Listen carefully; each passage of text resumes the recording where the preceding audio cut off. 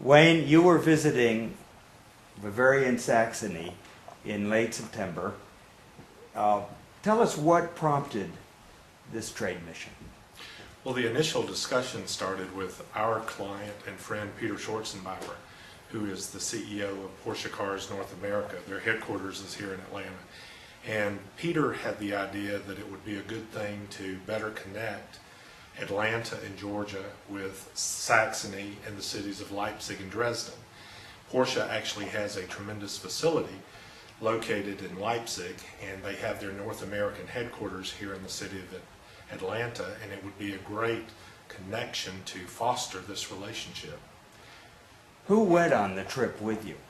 We had a total of 29 people, and the trip was actually a collective partnership with our firm, with Porsche Cars North America, with the Metro Atlanta Chamber of Commerce, the State of Georgia Economic Development Office, and the German American Chamber of Commerce. It was a very vibrant collective group of people. Did they visit the Porsche plant? We did visit the Porsche plant in Leipzig, and in fact that was one of the highlights of the trip. We had been told that we would have the opportunity to ride, or to actually drive, on the Porsche racetrack in Leipzig, where they test all the vehicles that are made at this facility. That's the production facility for the Porsche Cayenne. They do their worldwide production of that vehicle at the plant in Leipzig. And we had thought that we would have the opportunity to drive on this Formula One racetrack. But when we got there, we found out that rather than driving on the Formula One racetrack, we would be driven by a professional race car driver. And that was the most intense driving experience, I believe, that any one of us had experienced prior to that time. And we're all ready to go back to do that one more time. What were the objectives of the trip? The objectives of the trip were to foster relationships, both cultural and business, between our two communities. We want that part of the world to know that we exist, and we want people all around the world to think of Atlanta and the state of Georgia when they think of the United States. It is very critical that we position ourselves as not only the gateway to the Southeast, but the gateway to all of the U.S. The airport is certainly fundamental for that focus and for that ability. Here we all know about Atlanta and Georgia, and people around the country know.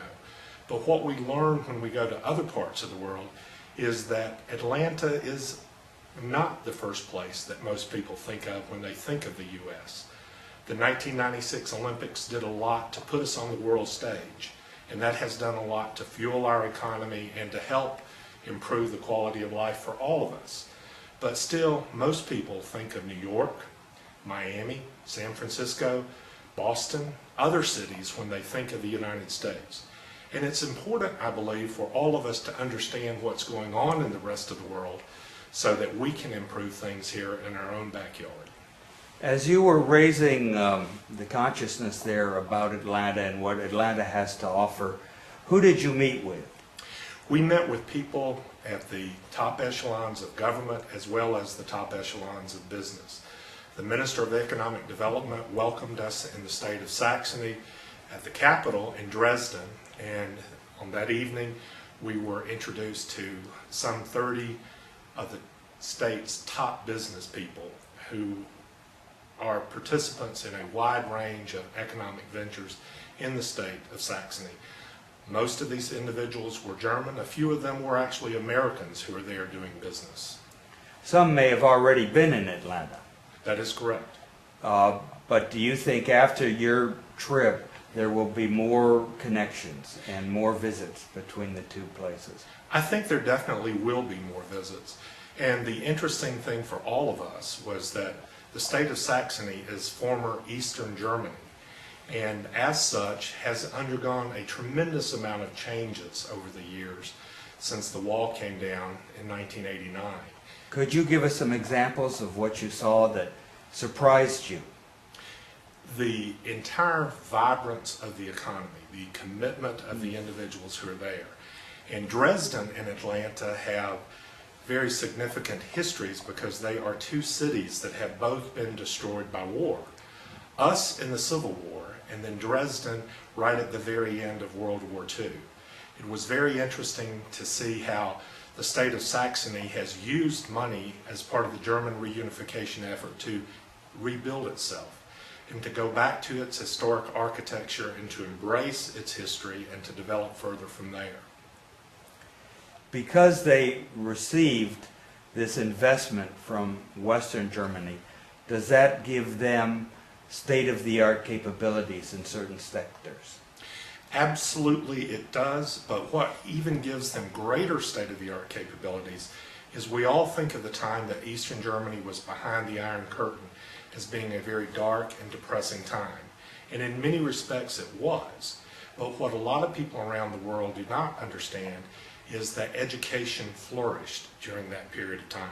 That the Germans continued to value education and continued to focus on education. And therefore, when the wall did come down, there's a very trained, very skilled workforce that is capable of producing some outstanding product. And in many respects, I think there are some lessons that we can learn as to how they have approached education and how they have produced that educated workforce. Do you think that Atlanta and Georgia companies should take advantage of that workforce by establishing facilities over there? I think there is a lot to be learned. When we think of economic development in Germany, people do not locate companies there looking for a cheap workforce. They locate companies there looking for an educated, highly productive, highly skilled workforce. And that certainly is the direction of the global economy in the future. We can no longer compete on cheap labor. So I think we have to look at the Germans and other economies to see exactly what they're doing to compete in the global economy and in what the economy of the future will be. And in some respects, they have infrastructure and they have things that we don't have here. For example, in tourism. The tourism infrastructure in Germany, and particularly in the state of Saxony, is tremendous. Whether that be the airport service, the bus services, the taxi services, the tour operators, all these things that are of critical importance to produce a good tourist experience. That infrastructure is critically important.